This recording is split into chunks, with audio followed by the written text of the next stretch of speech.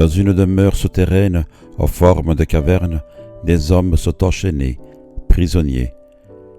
Ils n'ont jamais vu directement la lumière du jour, dont ils ne connaissent que le faible rayonnement qui parvient à pénétrer jusqu'à eux. Des choses et d'eux-mêmes, ils ne connaissent que les ombres projetées sur les murs de leur caverne par un feu allumé derrière eux. Des sons, ils ne connaissent que les échos. L'un d'entre eux sera libéré de force de ses chaînes et sera accompagné vers la sortie. Il sera d'abord cruellement ébloui par une lumière qu'il n'a pas l'habitude de supporter. Il souffrira de tous les changements. Il résistera et ne parviendra pas à percevoir ce qu'on veut lui montrer. Alors, ne voudrait-il pas revenir à sa situation antérieure? En effet, voir la lumière, qui représente la connaissance, n'est pas facile. C'est pourquoi le prisonnier va avoir tendance à faire demi-tour, à demeurer là où il ne souffre pas, mais aussi là où il est ignorant. S'il persiste, il s'accoutumera, il pourra voir le monde dans sa réalité. Prenant conscience de sa condition antérieure, ce n'est qu'en se faisant violence qu'il retournera auprès de ses semblables.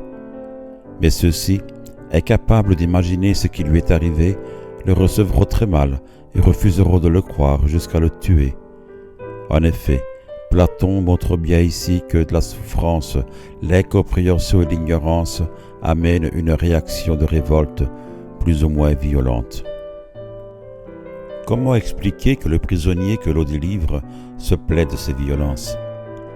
Le prisonnier délivré se plaît en raison du passage brutal de son univers familier et donc rassurant à celui inconnu de la réalité et de la vérité. Il est attaché à ce monde familier et connu. Il subit deux sortes de violences. La première est physique, ou le contraire se mouvoir. Il est tout ankylosé et ses membres sont douloureux. Il subit des éblouissements successifs, obscurité de la caverne, puis luminosité du feu, puis luminosité de l'extérieur, et enfin contemplation des sources lumineuses directement. La seconde violence est celle qu'il subit en comprenant que ce qu'il a toujours tenu pour réel est une copie de la réalité, et que ce qu'il a tenu pour vrai est un faux semblant, une illusion. Les prisonniers de la caverne ne se sentent pas prisonniers. Ils pensent que leur mode de vie est la vraie vie. Ce qu'ils voient pour eux, c'est réel, c'est-à-dire que pour eux, les ombres sont réelles. Cela s'explique par le fait qu'ils ne peuvent sortir de leur illusion, car ils ne peuvent tourner la tête et par ce fait, mettre en relation ce qu'ils voient au mur, c'est-à-dire les ombres avec les marionnettes, le feu, etc.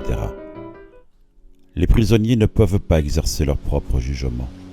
L'allégorie de la caverne nous enseigne sans ambiguïté qu'il nous faut nous libérer du pouvoir des opinions, nous affranchir donc des préjugés et de l'activité des sens, modifier radicalement notre vision du monde afin d'entamer une prise de conscience spécifiquement philosophique et d'accéder à la connaissance de la vérité. Les rapports entre opinion et vérité sont d'ailleurs contradictoires, puisque l'une empêche la connaissance de l'autre.